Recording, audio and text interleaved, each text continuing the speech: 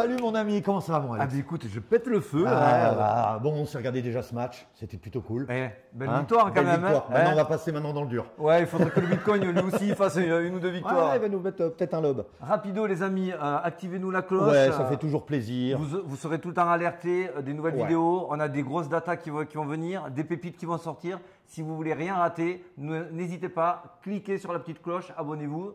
On vous remercie pour ça. Alors, nous avons notre ami Alex à la technique. Et notre ami Julien pour les fondamentaux. Voilà. On attaque direct pour Allez, le c'est récap parti, de la semaine. C'est parti. Allez, On a beaucoup de choses à dire. Feu. Bon, pour les marchés, on va passer. Ouais, on va vite. passer, vous l'avez vu comme nous. Bon, c'est léthargie un petit peu, Ouais. c'est rien de spécial. On est dans du range, donc un coup c'est légèrement dans le vert, un coup c'est légèrement dans le rouge. Perd 5% en moyenne. Bon, Personne ne surperforme le marché ni contre-performe. Donc là où c'est un peu plus intéressant, ça va être les news de la semaine. Ouf, Ils nous ont pas raté. ils nous ont pas raté. Il y a des news, mais on va finir peut-être, on va lancer un oups. Tu sais, comme les... Bon, bref.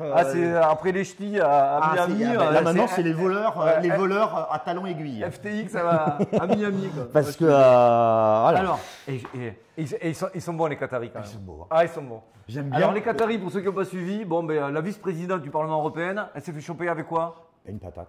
Une patate, une Une grosse patate. patate. Une patate, mais en cash. Hein. Ouais. Donc vous imaginez les sacs de sport. On n'est pas sur les anciens francs pour les plus ouais, vieux. ouais, Là, ouais, on est sur du lourd. Là. Là, on arrive avec le sac à dos de randonnée. Là. Mais bon, après, regarde là, elle est toute mignonne, ils ont raison. Ils ont raison. Une arme de séduction massive. Le seul moyen de la choper, c'était en flagrant délit. Bim, c'est tombé. Et est-ce qu'on comprend maintenant aussi pourquoi le Mika parce qu'elle gérait pas le Mika elle bien aussi. sûr. Et voilà. Tiens, c'est marrant, 2 poids 2 mesures. Ouais. Mais j'aime bien. Mais elle est jolie. Elle est jolie. Non, mais je suis sûr qu'en fouillant, ils vont trouver le paquet de billets de Jeff Bezos pour Amazon. Et il y a aussi 1 million là. Il y a des gens qui se baladent dans les couloirs avec beaucoup d'argent. Alors, dans la série Balkany, on a aussi The Block, le patron de The Block. Moi, je prends pas mal d'informations chez eux. Bon, mais il dit que oui, effectivement, il m'a un petit peu soudoyé pour que je lui fasse des bons articles à monsieur SBF, toujours. Hein.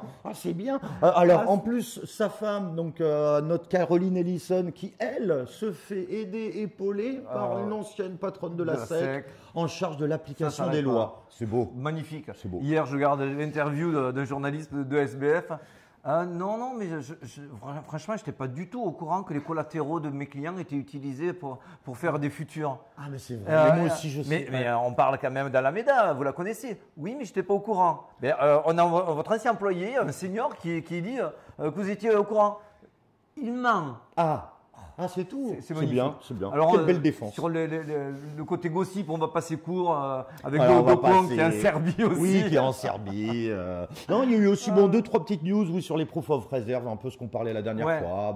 Alors, on n'est pas très d'accord sur les proof of reserve. Tout le monde fait l'alpha et l'oméga des proof of reserve. Alors, ils disent que maintenant, grosso modo, il faut avoir des auditeurs. Mais comme on parlait juste avant d'enregistrer, un auditeur, on peut le soudoyer, peut être proche. On choisit son auditeur. Exactement. Moi, je connais des cabinets d'experts comptables. Si tu donnais suffisamment d'argent, ils t'auditaient ce que tu voulais. La Ferrari, non, c'est pour aller voir les clients. Mais alors, je te promets. Donc, ils ne regardent pas les dettes, ils ne regardent pas les emprunts. En gros, on peut faire dire tout ce qu'on veut. En ce moment, on essaye de vous endormir avec des proof of reserve faites par des cabinets plus ou moins de complaisance, voire de connivence. Oui. Faites attention à tout cela. On oublie le point essentiel. Maintenant, c'est proof of reserve. Mais qu'ils arrivent à vous prouver qu'ils ont de l'argent dans la caisse ou pas, est-ce qu'ils sont rentables? Est-ce qu'ils vont se péter la gueule? Est-ce qu'ils arrivent à passer le cap? Est-ce qu'ils licencient? Et pourtant, ils nous ont dit ça allait. Oui, ça allait parce qu'on a une proof of reserve. Non. Donc super les proof of reserve, mais vous inquiétez pas si vous demandez aux banques françaises des proof of reserve, ils vont pas vous les fournir. Mais par contre, les actionnaires vont voir s'ils sont rentables ou pas rentables. Et c'est ça vraiment le nerf de la guerre. Et pour une autre news, t'as pas pleuré là pour les news de BlackRock qui annoncent la fin du monde? Moi, j'ai pleuré. Mais non, j'avais déjà pleuré avant avec Goldman Sachs. Et oui, et non, j'avais plus de larmes. Parce que là, vieillissement de la population, l'écrasement, limite, vous avez. Oui, non, mais en plus. On va se pendre à quelle heure? Mais ils vont nous livrer la corde pour Noël, BlackRock. C'est sympa. Parce que BlackRock, c'est des grands amis des petits du peuple. Tu le sais très bien. Oui, c'est vrai, c'est vrai. Ils ne conseillent personne. Non, ils ne conseillent personne. Non, ils ne vont pas à l'Élysée en catimini, que tu le retrouves après dans le calendrier de l'Élysée. Mais il y avait 4 fois BlackRock. Donc voilà, c'était les petites news des tontons. Tombez pas dans l'amorosité. Justement, quand on voit ça, nous, c'est ce qu'on se dit. C'est là que c'est bon. C'est là que c'est bon. Parce que BlackRock, il ne va pas vous faire gagner. Il n'est pas là pour vous faire gagner. Non, et je l'ai plus, je me rappelle plus son nom, mais il y en a un qui a publié ce matin les 3 raisons pour lesquelles on a atteint le bottom, notamment les mineurs qui n'ont plus de stock, que les plus gros portefeuilles de Bitcoin sont tous barrés avec FTX quand ça coulait. Que ce soit sur le marché de la DeFi ou de la CeFi, ils ont récupéré un maximum. Donc, il n'y a plus trop de liquidité. Donc, aujourd'hui, même s'il y a un petit Black Swan, ça ne peut pas taper trop bas. Tu te rappelles l'histoire de la balle de ping-pong qui, à un moment, là, il reste 2 cm. Ça rebondit sur du plus grand chose, quoi. Voilà, donc là, on va attaquer direct à l'analyse. Allez. Fonçons. Restez quand même connectés avec nous parce qu'à la fin de l'analyse, on va vous donner une petite pépite, ouais. Donc le Bitcoin, comme d'habitude, il est sur notre box violette. Il a vraiment du mal à s'affranchir ni au nord ni au sud. On attend que les acheteurs reviennent en force. Aujourd'hui, ce qu'on voit, c'est beaucoup de manipulation de marché. Qu'est-ce qu'on aimerait bien voir à la veille de toutes nos news dont on va parler tout à l'heure, Fed, etc., la bande à Zozo? Mais tu vas me le dire. Ah ouais, mais là, on verrait pas une petite chute un petit peu pour nous endormir. C'était l'une de nos premières vidéos là. Et après. Alors, rappelez-vous sur ceux qui nous suivent depuis le début, sur les annonces de la Fed, on va en parler tout à l'heure. Vous allez, par exemple, l'annonce est à 15h30 demain. Oui. Pour la première et le lendemain plus tard. À 15h30, voyez bien ce qui se passe avant et faites l'inverse de ce qui se passe avant. C'est ce qu'on vous a expliqué plus en détail auparavant. Donc, si vous voyez que ça pump, c'est qu'il price quelque chose pour vous tendre un piège, piquer la liquidité et vous reprendre et vous cueillir là, comme des petits champignons sortis du bois. Ils sont sympas. Ouais. Ils nous font tout dans le même coup. C'est vrai qu'on commence à être habitué. Voilà, on essaye d'être averti, de vous prévenir pour ne pas tomber dans les pièges, de ne pas faire de la panique. Non, mais là, ce qu'on voit, c'est qu'il y a très peu de volatilité. Elle est très très faible, ce qui fait que le marché peut très vite, avec quelques bitcoins, tu peux le faire fluctuer.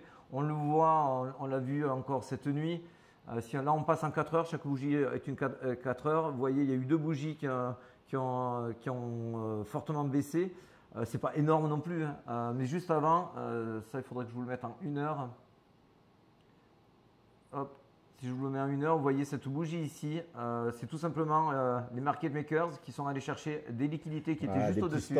Ouais, il y en avait à 1700, 1750, 1700. Ils ont croqué toutes les liquidités pour juste derrière, bim, mais même pas 3 jours après. Allô, bim, juste derrière. Voilà, il faut être au courant quand on sort. Là, il y avait un triangle, un léger biseau.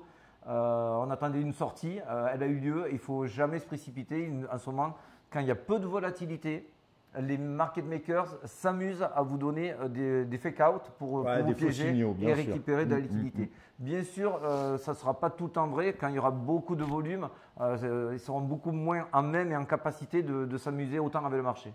C'est pour ça qu'on les appelle aussi les market makers. On va revenir sur du 4 heures pour vous montrer que le schéma d'accumulation de Wyckoff n'est pas invalidé. On est toujours dans la partie SOS tant qu'on est au-dessus de la ligne des 16 900, ce qui est très bien. Alors, on n'exclut pas avant les annonces de demain après-midi qu'il y ait un petit retour. Ici, on a dans l'imbalance des liquidités à aller chercher aux alentours des 16 500. Ce n'est pas impossible. Paniquez pas si ça y arrive. Ça peut être même bon signe pour que ça fasse une spike et plus repartir vers le haut. Moi, je m'attends personnellement à ce qu'on réintègre le canal haussier pour repartir vers le haut. Pas parce que je crois et je bois du Bitcoin tous les matins en espérant devenir riche. Tu n'en bois pas? Non. Non, du Benko. Non, c'est pas du tout cela. C'est qu'aujourd'hui, on a tellement d'indicateurs qui nous laissent présager qu'on essaye de vous piéger, à vous faire peur, à vous dire « Oh, on va aller à la baisse ». D'ailleurs, est-ce que toi, tu penses qu'il y a de plus en plus de gens, dès qu'il y a un petit mouvement, ils se lancent dans des dérivés, donc dans des longs ou des shorts, et tout de suite, ils se barrent? Exactement. Ça, c'est plutôt bon. C'est ce qu'on veut voir, en fait. On n'a pas d'indice de fébrilité, mais nous, on la voit. Et là, on voit que c'est hyper fébrile et c'est des situations très bonnes pour construire un marché. Puisque là, effectivement, il suffit qu'il y ait une petite mèche pour récupérer de la liquidité, faire fuir tous ceux qui jouent sur les produits dérivés. Et tant mieux parce qu'il ne faut pas que l'élastique soit trop tendu sur des produits dérivés avec des x10, x100, voire 125. Il faut que le marché soit sain et à ce moment-là, on peut construire pour repartir sur du spot en gros. Sur du rallye.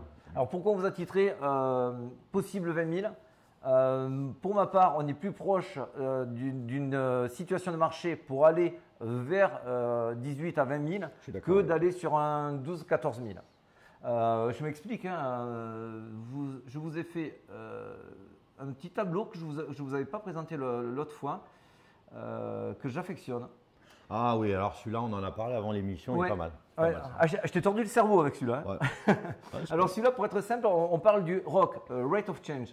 Le Rate of Change, ça mesure les deltas au niveau des changements du Bitcoin, au niveau de ses prix. Alors moi, il y en a qui s'en servent pour faire du day trading, voire de l'intraday. Moi, je suis plutôt du style à m'en servir pour les zones de pivot, les grands changements et les tendances.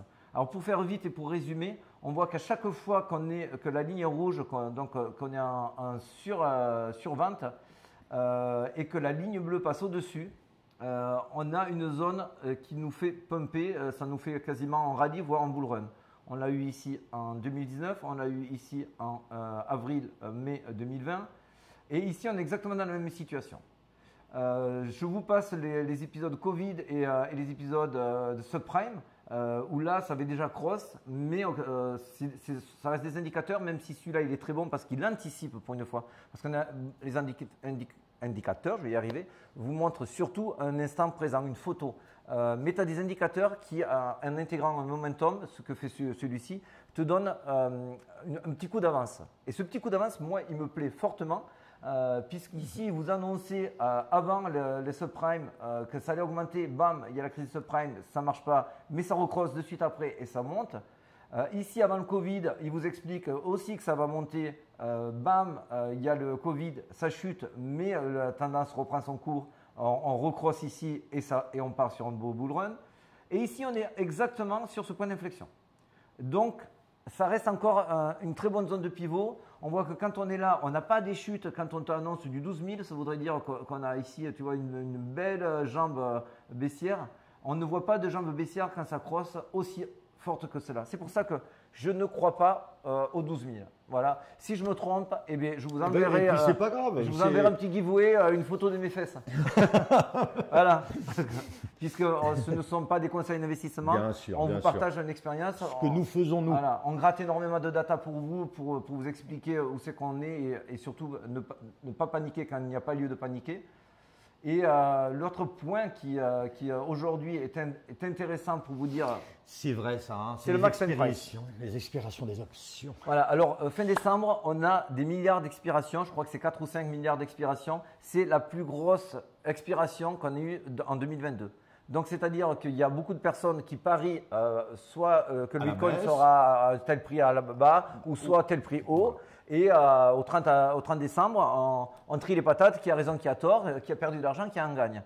Bon, on sait que du coup, on a un prix pondéré qui est fait par rapport au call et au put. Oui, tout à fait. Et aujourd'hui, il est à 19 000. Il peut varier un petit peu. Il peut varier. Mais là, aujourd'hui, les sommes qui sont tellement pesantes qu'il faudrait amener énormément d'argent pour faire baisser ce max spend price.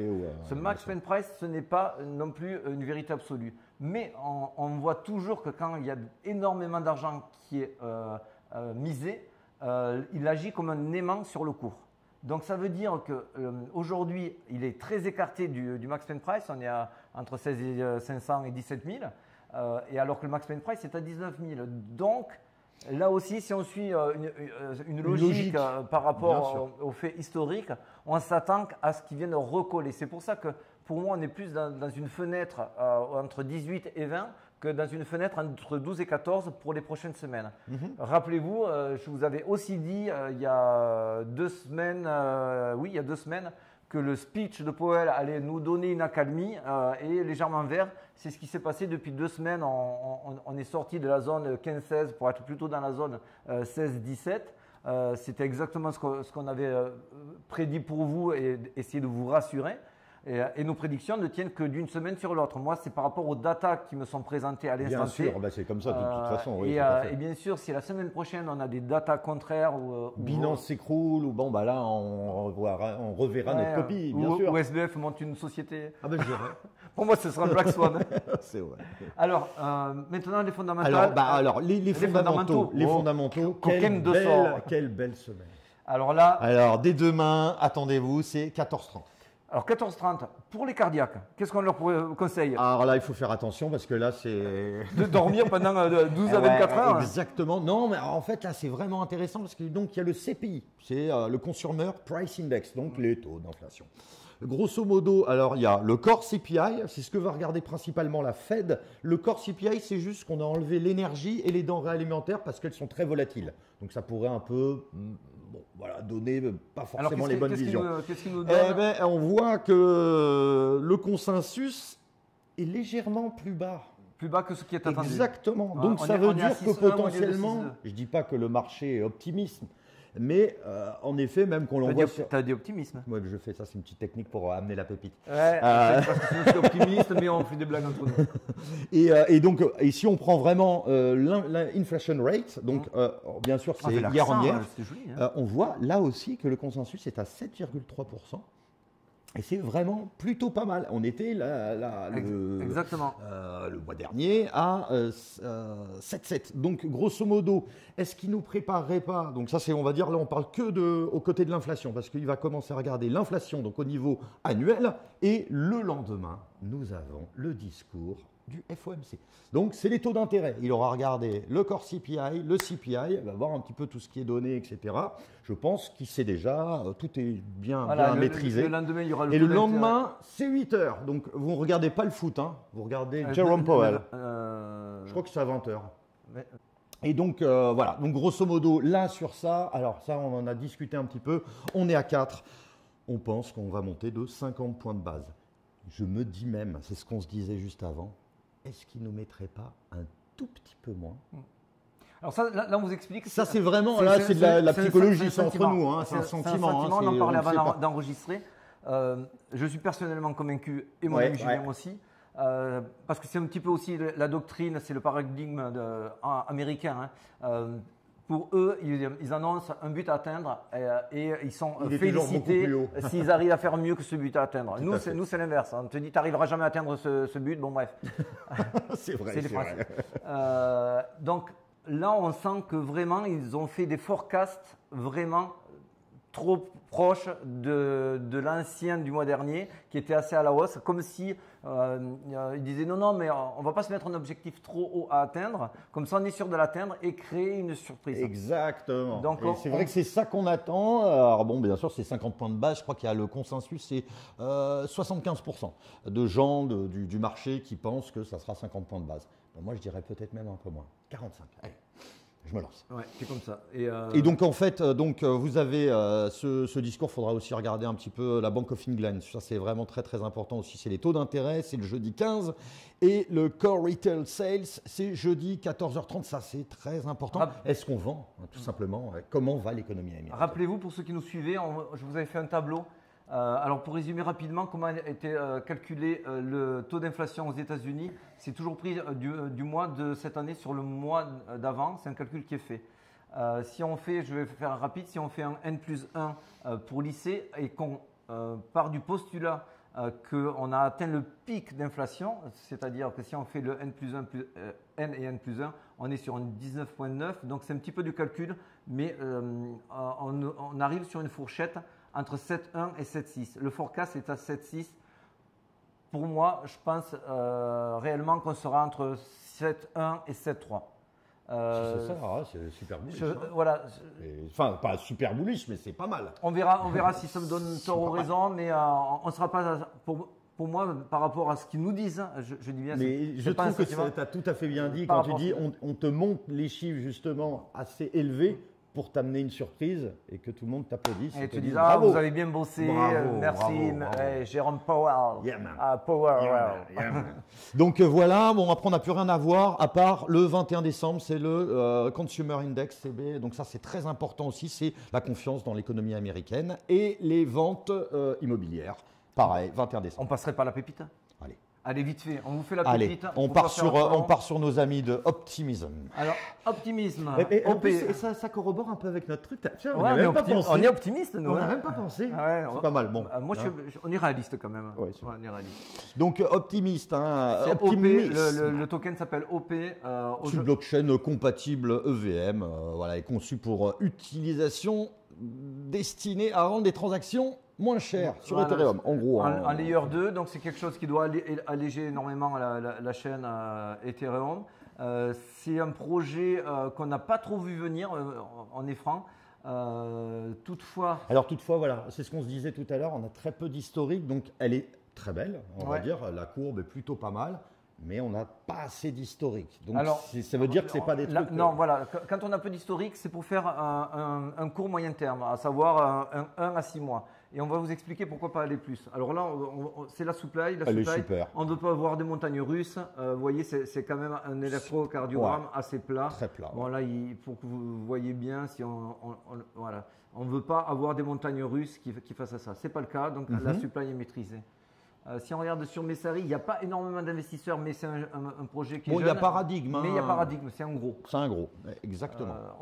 D'ailleurs, on vous montre un petit peu, nous, comment on regarde un petit peu pour trouver nos petites pépites. Les choses aussi qui on vont regarde nous faire, aussi s'ils sont sur IP. Là, pour l'instant, il n'y a pas de hype dessus. On est sur sentiment, tout va bien. Un autre point. Est-ce qu'on a des news ? Est-ce qu'il y a des news à venir? Oui, donc 22 novembre, c'est passé.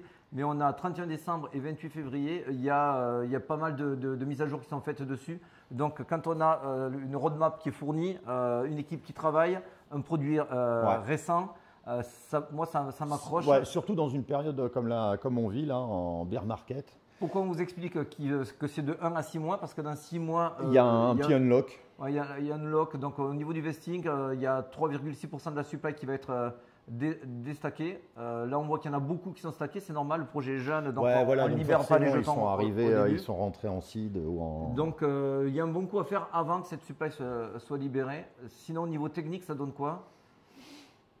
Au niveau technique, là, ça manque un petit peu de volume, mais la volatilité est très basse. Donc, pour moi, c'est principal.